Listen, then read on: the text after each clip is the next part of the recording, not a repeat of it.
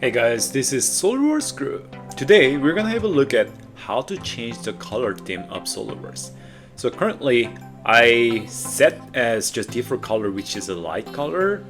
The way you can change is firstly you can go to the setting or option, and then if you go to the color, and then you'll be able to see the background, and then from the drop down menu there's a couple of actually different options, so you can try just medium light and the color is gonna be a little bit different, and let's just try to just go with the other color. So the medium color is gonna be look like this, and then the last one, which is actually what we really look for, is basically the dark mode. Okay, and then once we set that as dark mode, and this is exactly what we're looking for, is changing from the light to the dark mode.